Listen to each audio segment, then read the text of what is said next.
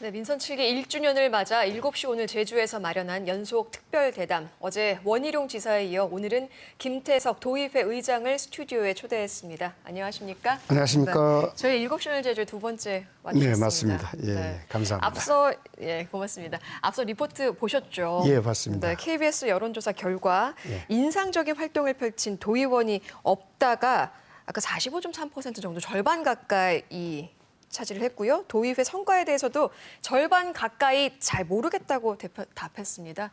11대 도의회 1년에 대해서 왜 이렇게 좀 부정적인 평가가 나왔다고 생각하십니까? 변명을 해야 되겠습니다. 저에 대한 변명이 아니고 의회에 대한 변명이기 때문에 사실은 지사는 1인이에요. 그런데 도의원들은 43명입니다. 그래서 43명들이 이제 분산되면은 그 여러 가지 아까 모르겠다는 응답 또 없다는 응답이 나올 수밖에 없는 그런 구조가 아닌가 하는 생각이 듭니다. 네. 그럼에도 불구하고 아까 모르겠다 이런 응답에 대해서는 의장으로서 상당히 부끄럽게 생각하고 있습니다. 네, 좀 앞으로는 어떻게 해야겠다 반성의 말씀도 한마디 예. 해주셔야 될 것 같은데요. 예. 그래서 특별히 어떤 하는 게 아니고 제가 정말로 어떻게 해야 되겠다는 뜻이 아니고 10대 의회에 비해서 지금 1년 만에 약 250% 이상의 조례 제정이 있었습니다. 네. 그렇다면 의원들이 뛰어난 활동을 하고 있다는 것인데 그런 것들이 홍보가 제대로 안 됐다는 것을 제가 염두에 두고 있습니다. 네. 좀 더 제주 지역 현안에 좀 큰 역할을 해주시면 예. 좋겠다는 뜻으로 예. 여론조사 결과를 받아들여 주시면 좋을 것 예. 같습니다. 이제 제주 현안으로 좀 넘어가 보겠습니다. 네, 현재 최대 갈등 현안이 바로 제2공항 문제죠. 의장은 좀 대안으로 공론조사를 줄곧 강조해 오고 있습니다. 네, 그렇습니다. 그런데 민주당 정부에 민주당 국회의원 또 민주당 도의회라는 구조 속에서 어떻게 보면 이렇게 민주당이 좀 결정하면 되는 일 아닐까요?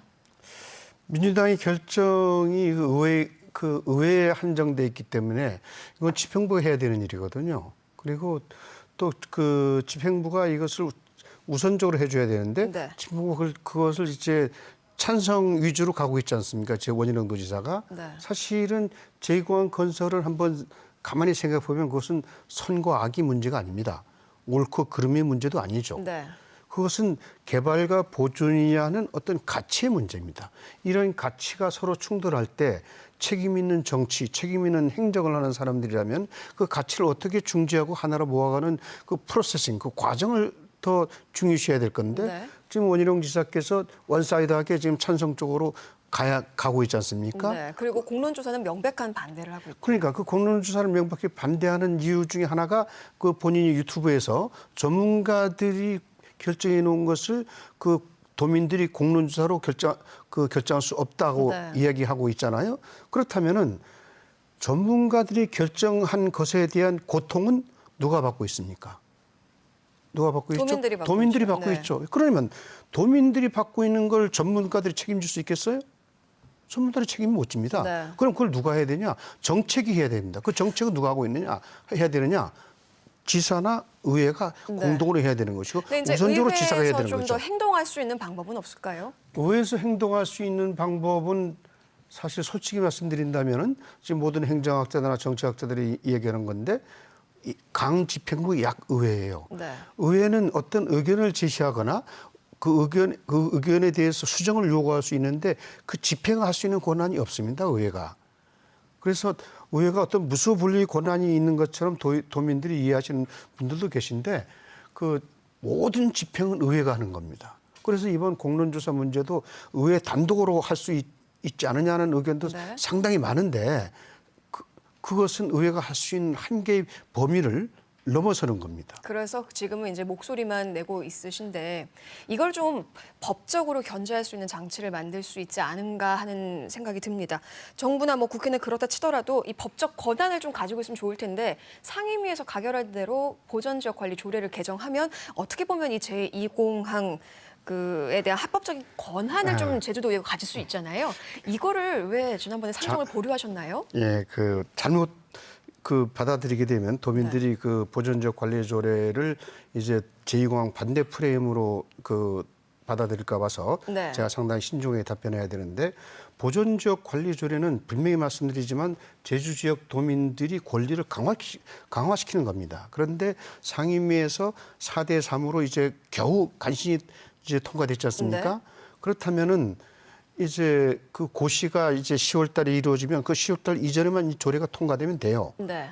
통과되면 되는데 제가 이제 계속해서 얘기하고 있지만 7월 달 의회나 9월 달 의회 중에서 이제 상정을 하겠다 그러는데 제가 여기 오기 전에 네.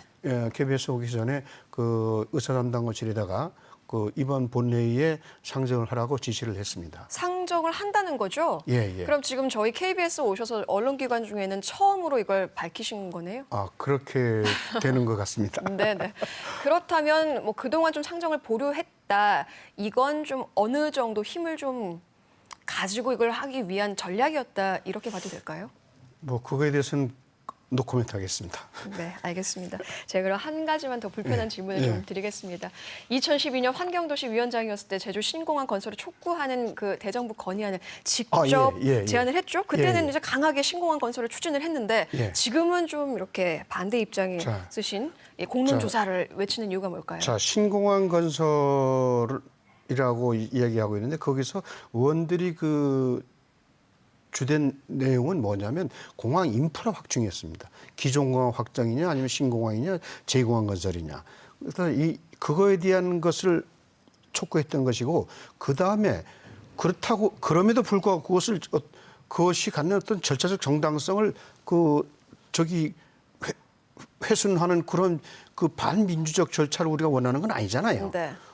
아무리 제2공항 건설이 제주도에 그 좋은가를 하더라도 그 목적이 선하다면 그걸로 가는 과정도 저는 선해야 된다고 봅니다.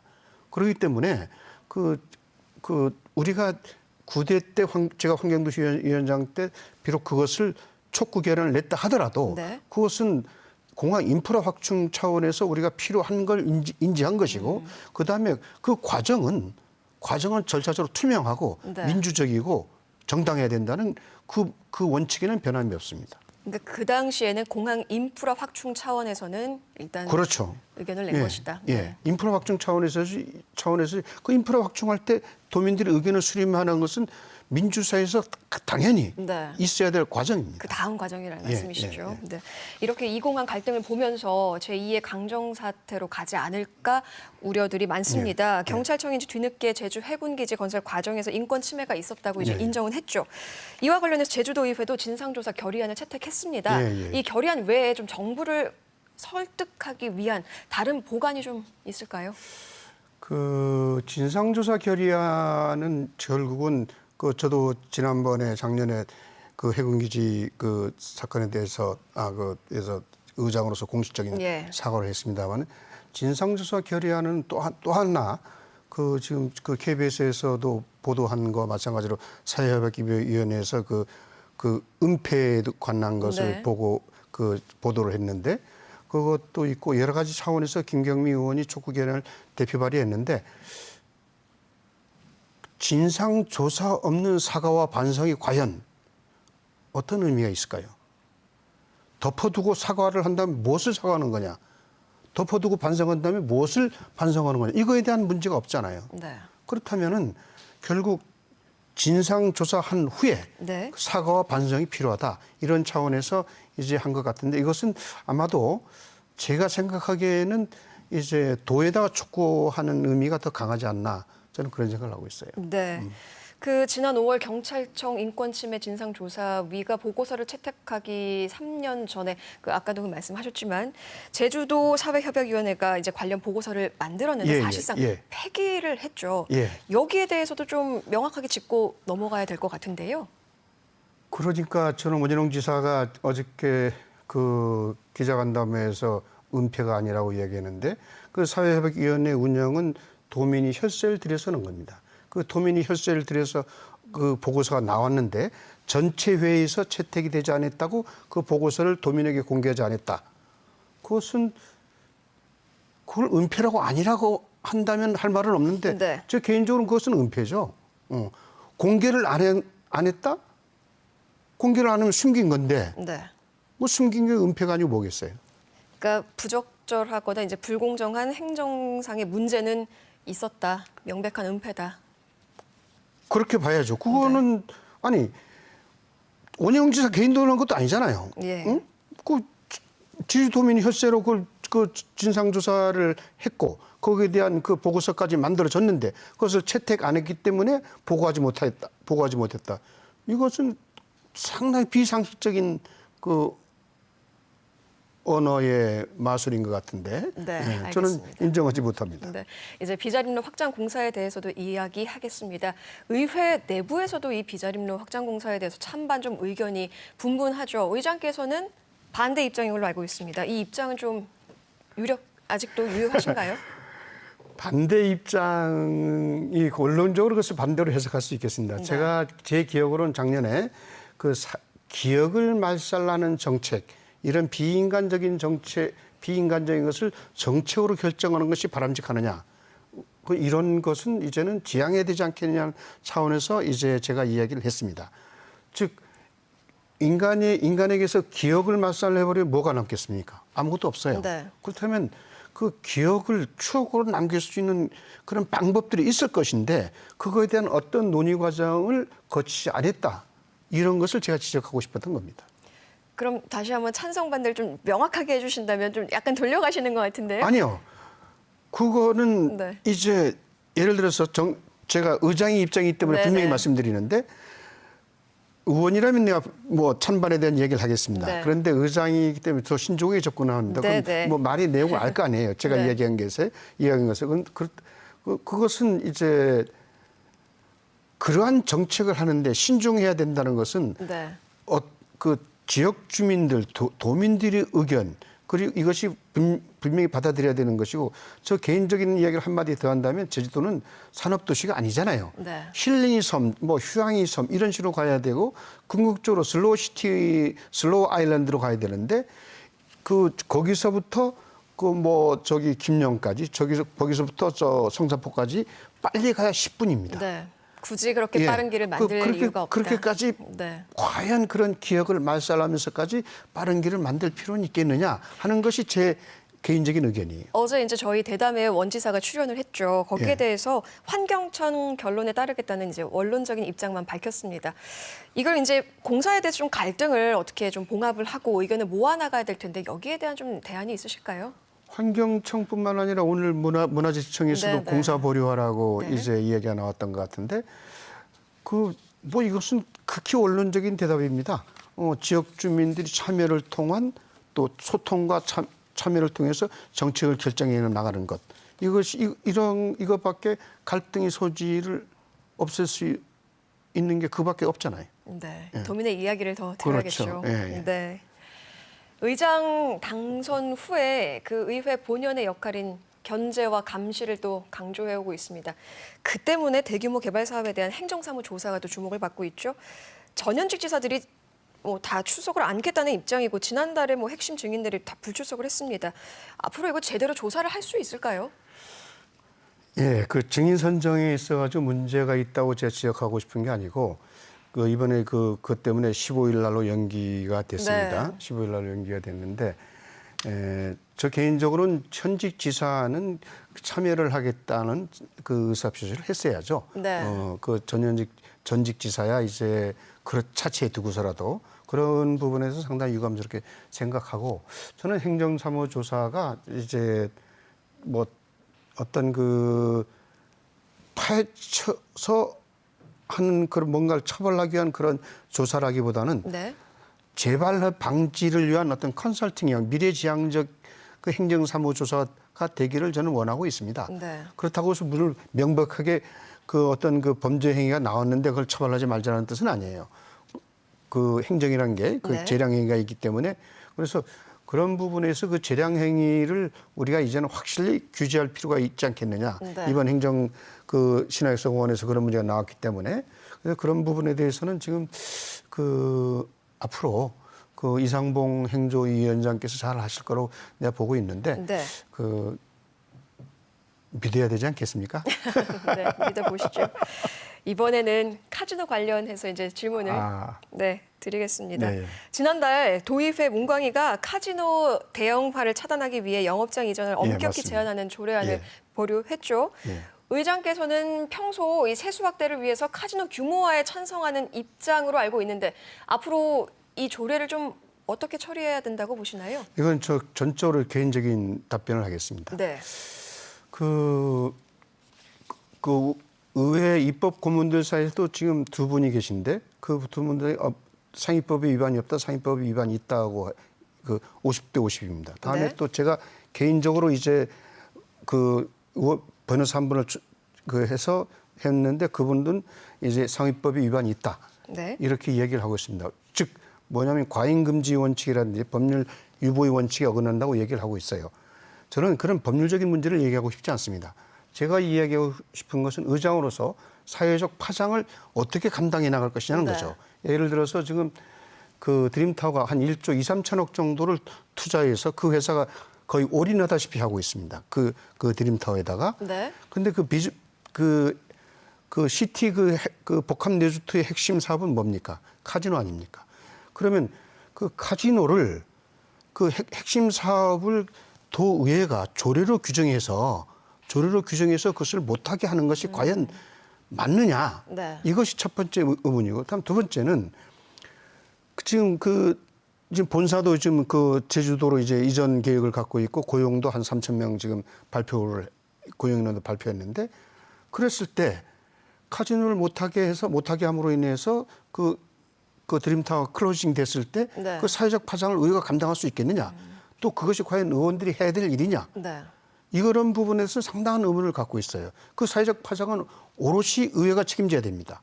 그리고 그 카지노 대형화의 문제는 이미 네. 조례로 그 면적이 2배 이상이 확장될 때는 지사가 허가권을 엄격히 제한하고 있습니다. 권한을 갖고 있어요. 그럼에도 불구하고 세밀하게 뭐 무슨 멸실이라든지 대수선이라든지 이런 것이 없으면 안 된다. 이거는 너무 디테일하게 접근해가지고 네. 오히려 의회의 의원들이 의정 활동을 발목을 잡을 수 있는 소지가 있다. 네, 네. 그건 저 개인적으로 생각하고 있고 알겠습니다. 그런 차원에서 저는 그 카지노 조례에 대해서는 부정적으로 생각하고 있습니다. 행정체제 개편에 대해서도 이제 하실 말씀이 많을 것 같습니다. 행정시장 직선제 안을 놓고 제주도와 의회가 이제 좀 뭐라고 해야 될까요? 공불리기를 했다고 해야 될까요? 뭐 핑퐁치기라고 했죠.